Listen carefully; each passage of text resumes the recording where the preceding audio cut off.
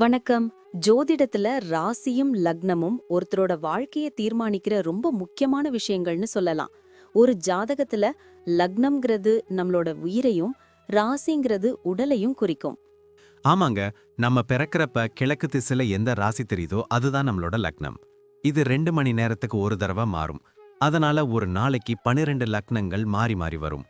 அதனால தான் லக்னம் ரொம்ப துல்லியமான தகவல்களை கொடுக்குன்னு சொல்றாங்க. சரியா சொன்னீங்க. லக்னம் ஒருத்தரோட குணாதிசயங்கள், உடல் அமைப்பு, மனசு எப்படி இருக்கும், அவரோட செயல்பாடுகள், ஆயுசு, எதிர்காலம்னு எல்லாத்தையும் சொல்லும். ராசிங்கிறது நம்ம பிறக்கறப்ப சந்திரன் எந்த ராசியில இருக்காரோ அதுதான் நம்ம ராசி. சந்திரன் ஒரு ராசியில 2.25 நாள் இருப்பாரு. அதனால ஒரே ராசியில நிறைய பேர் பிறந்திருக்கலாம். சந்திரன் மனசுக்கு அதிபதின்னு சொல்றதால ராசி நம்மளோட மனநிலை, எண்ணங்கள், உணர்வுகளை பத்தி சொல்லும். தினமும் பார்க்குற ராசி பலன் கூட இந்த சந்திர ராசியை வச்சு தான் சொல்லுவாங்க. ஜோதிட ரீதியா பார்த்தா லக்னம் தான் ஒருத்தரோட முழு வாழ்க்கையும் தீர்மானிக்கிற முக்கிய காரணி. ஆமாங்க. நம்மளோட ஆளுமை, சிந்தனை, செய்யற வேலைகள், அதிர்ஷ்டம்னு எல்லாத்துலயும் லக்னம் தான் முக்கிய பங்கு வகிக்கும். ராசி அதுக்கு துணையா செயல்படும். ஒருத்தருக்கு லக்னமும் ராசியும் ரெண்டும் நல்லா இருந்தா அவரோட வாழ்க்கை நல்ல முன்னேற்றமா இருக்கும். மேலும் லக்னம் மற்றும் ராசிக்கு அதிபதியான கிரகங்கள் ஜாதகத்துல எப்படி இருக்குங்கிறதையும் பார்க்கணும். ஒரு கிரகம் லக்னப்படி கெடுதல் பண்ற மாதிரி இருந்தாலும் ராசிப்படி அதே கிரகம் நல்ல பலன்களை கொடுத்தா அந்த கெடுதல் குறைஞ்சு நல்லதாவே மாற வாய்ப்பு இருக்கு. அதனாலதான் ஒரு ஜாதகத்தோட பலனை முழுமையாவும் துல்லியமாவும் தெரிஞ்சுக்க லக்னம் மற்றும் ராசி ரெண்டையும் சேர்த்து பார்க்கணும். இப்போ நாம ஒவ்வொரு ராசி மற்றும் லக்னக்காரர்களோட தனித்தன்மைகள், அவங்க வாழ்க்கையில நடக்கிற முக்கியமான விஷயங்களை பத்தி விரிவா பார்க்க போறோம். இந்த பதிவை முழுசா பார்க்கறதுக்கு முன்னாடி நீங்க இன்னும் நம்ம சேனலை சப்ஸ்கிரைப் பண்ணலன்னா இப்பவே சப்ஸ்கிரைப் பண்ணிக்கோங்க. பக்கத்துல இருக்கிற பெல் பட்டனையும் கிளிக் பண்ணி வைங்க. அப்போதான் நம்ம போடுற ஒவ்வொரு புது பதிவும் உங்களுக்கு உடனே தெரியும். சரி வாங்க, இனி வீடியோக்குள்ள போகலாம். என்னப்பா, இந்த துலாம் லக்னம் விருச்சிக ராசி காம்பினேஷன் பத்தி என்ன நினைக்கிற? இது ஒரு பக்கம் சுக்கிரன் துலாம், இன்னொரு பக்கம் செவ்வாய் விருச்சிகம். ஒரு கிளாசிக் காம்பினேஷன் இல்லையா? ஆமாப்பா, இது நிஜமாவே ஒரு பியூட்டி வித் பிரெயின்ஸ் அமைப்பு. துலாம் லக்னம் இவங்களுக்கு ஒரு நல்ல வசீகரமான தோற்றத்தையும் மற்றவங்க கிட்ட இனிமையா பேசுற குணத்தையும் கொடுக்கும். ஆனா விருச்சிக ராசி இருக்கிறதால வெளியே பார்க்க சாதுவா தெரிஞ்சாலும் உள்ளுக்குள்ள ஒரு டெர்மினேட்டர் மாதிரி செம ஸ்ட்ராங்கா இருப்பாங்க. ஆமா, இவங்க பேச்சு ரொம்ப நயமா இருக்கும். ஆனா கண்ணுல ஒரு தீட்சண்யம் தெரியும். ஒருத்தரை பார்த்த உடனே அவங்க நல்லவங்களா இல்லையான்னு இவங்க ஈஸியா கண்டுபிடிச்சிடுவாங்களே. கண்டிப்பா இவங்களை யாராலும் ஏமாட்ட முடியாது. இவங்க கிட்ட ஒரு ரகசிய உலகம் இருக்கும். எவ்வளவு நெருங்கிய நண்பர்களா இருந்தாலும் தன்னோட எல்லா பிளானையும் இவங்க வெளியே சொல்ல மாட்டாங்க. எதுலேயும் ஒரு மிஸ்ட்ரி வச்சிருக்கிறது இவங்களுக்கு பிடிக்கும். அதே சமயம் இவங்க ஒரு நீதிக்காக போராடுற குணம் கொண்டவங்க. தப்பு நடந்தா தட்டி கேட்க தயங்கவே மாட்டாங்க. ஃபேமிலி லைஃப்ல இவங்க எப்படி இருப்பாங்க? துலாம் லக்னம்னாலே வீட்டை அழகா வச்சுக்கணும்னு நினைப்பாங்களே. கரெக்ட். இவங்க வீடு எப்பவும் நீட் அண்ட் கிளீனா இருக்கும். கலைநயம் மிக்க பொருட்களை வாங்கி வீட்டை அலங்கரிப்பாங்க. குடும்பத்துல அம்மா அப்பா மேல ரொம்ப பாசம் வச்சிருப்பாங்க.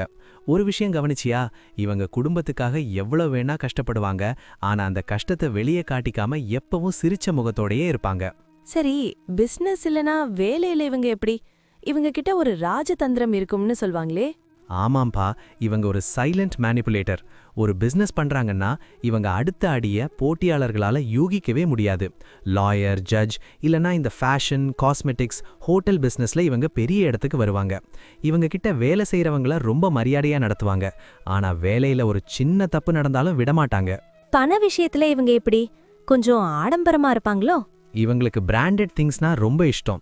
காஸ்ட்லியான ட்ரெஸ், நல்ல கார்னு வாழணும்னு நினைப்பாங்க. ஆனா அதே சமயம் ரகசிய முதலீடுகள் பண்றதுல இவங்க கில்லாடி. யாருக்கும் தெரியாம நிலம், வீடுன்னு வாங்கி வச்சிருப்பாங்க.